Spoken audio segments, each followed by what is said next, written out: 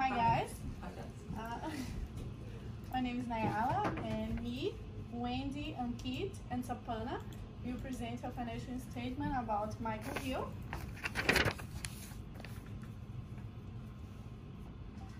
I will show you, talking with you about the profile of our company, talking a little bit about the vertical and horizontal analysis, and the short-term financial structure, and we finish with the capital structure and changes. So our company started in 1979 with that guy when his uncle said he couldn't buy the company. So since there, he started to open his own bill, and he spread this brand in 3 countries, such as New Zealand, Australia, and Canada, and now they're operating 312 stores. The vision of the company is to make jewelry a way to celebrate love, and the main goal is to offer to everybody quality jewelry with affordable price.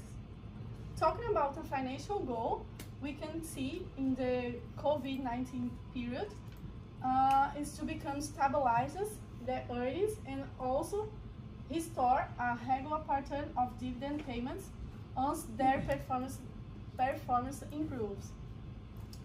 They have the objective, talking about financial, to give a long-term return for the shareholders and give to the employees a secure, rewarding long-term employment in a place that encourages their excellence.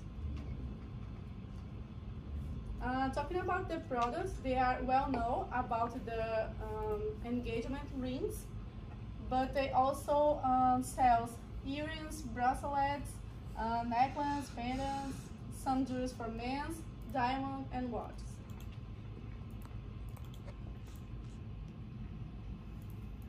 They work talking about the social responsibility in 3 ways. The first one is with the internal team members. They try to become equally in the leadership position. So half of the part of the company is represented in high positions by women. So this is equally. The second way is the trade partners. So they try to give transparency for all partners. And they work with the customers, trying to guarantee the well-being and health for their customers. During the COVID-19, a way that you can see they're careful with their customers is because they close their store and they start to sell the products online. This is a way to have the care with their own employees to don't have any disease. They use some policies that you can see here, the conflict-free diamond and sourcing policy. They use the code of business ethics and the code of conduct for supplier, and they compilate these codes in an online platform, giving the supplier a chance to be transparent and show them the risk of unacceptable practice. So now I'm going to talk about the vertical and horizontal analysis. Talking about the profitability ratios, there are some things that I would like to highlight in our calculations. We can see that during these 5 last years, the gross profit margin decreased, which means the company needs to have more funds to cover their expenses to do the profits. So in 2020, they performed in 62%, and in 2016 it was 64%. The another thing that I would like to talk about, it was the fluctuation that happens in the return on asset and the return on equity. So this kind of fluctuation shows that the company is not performing efficiently. We can see in 2016 they are performing the return on assets at 8%, and in 2020, probably due to the COVID-19, they decreased for 1.38%. And this fluctuation has happened with the return on equity. In 2016, it was 10.5%, and then in 2020, decreased for almost 2%. When we're talking about the liquidity ratios, we can see until 2090, they're performing good, doing more than one time to pay their creditor banks. But in the current ratio we can find in 2020, it was 13 times more. It was a higher mark, but it not show they're doing efficiently.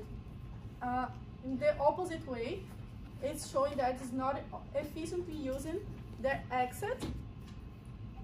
It's in financial facilities. We can see too in the quick ratio, they're having problems to pay their bills with the margin of 0.25.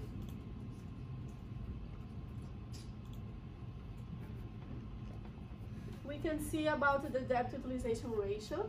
They're having some problems to pay their expenses because in 2016 they're performing 6.8%, and 2020 decreased a lot to the 1.446%.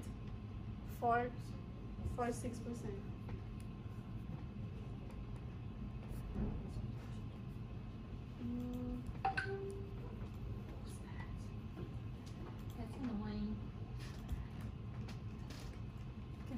Okay.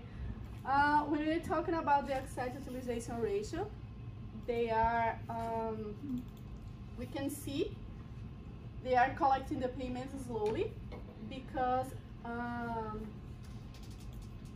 it was increasing, sorry. It was a start with 20.73, and now it's 22. I will talking about just a little bit about the performance statements. Getting the income statement is about 2020. We calculated the future for 2021 for this company. And go back just one. Yes. And we consider an increase of 30% in their sales, because even though they are going slowly in their selling in the store, they start to build the online shopping, and this showing their increase in their sales. So we find the calculations to 2020 sales, it was this number, and the dividends on net income, it will be 41%.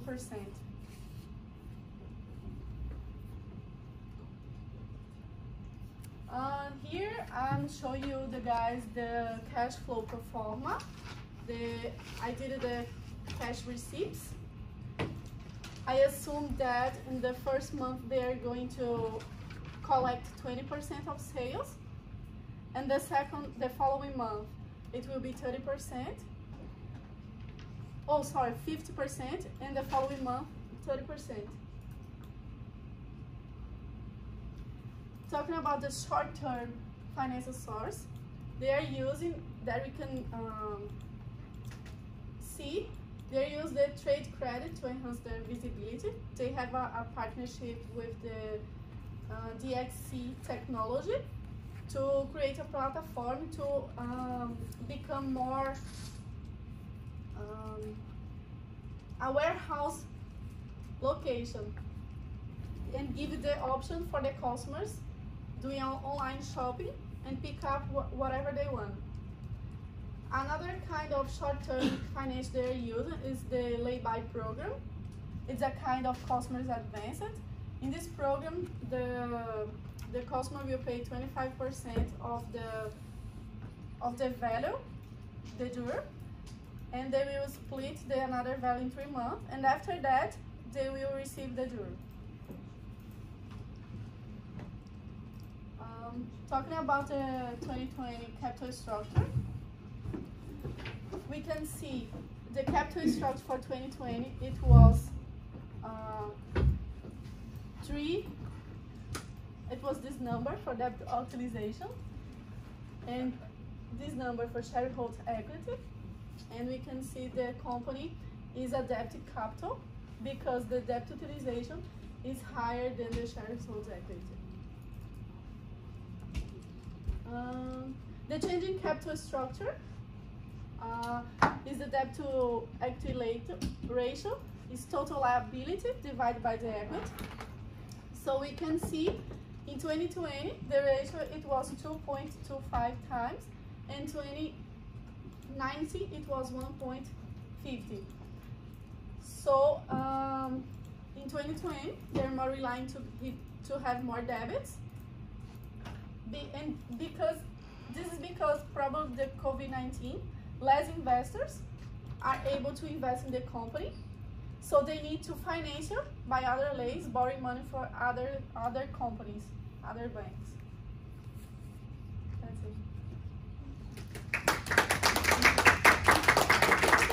Good, it. good. Okay. So thank you, Nayara. Any questions? No. Okay. Yeah, Nayara, you actually did a very good start. That is like you know, it's like showing confidence and give us the background information. But when it actually you move on to the ratio analysis, it starts. Let me feel you're not that familiar with the content, okay? Because it's like you kind of try to push a little bit and try to skip your analysis.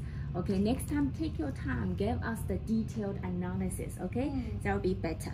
All right, so my question will come to, okay, so let me see.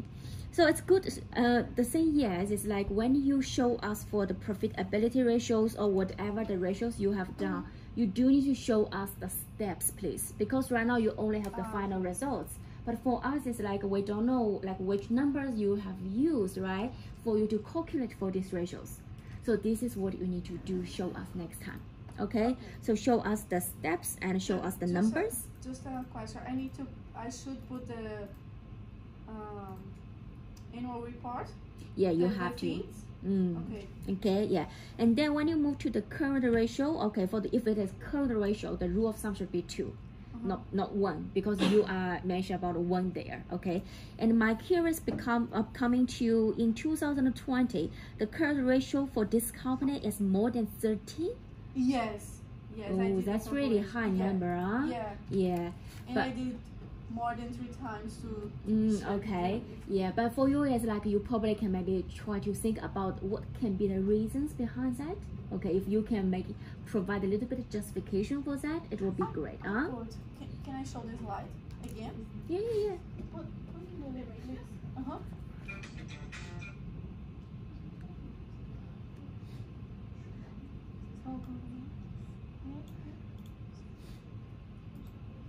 Yeah, go back. Is it the next the one, the next one. Okay. Yeah.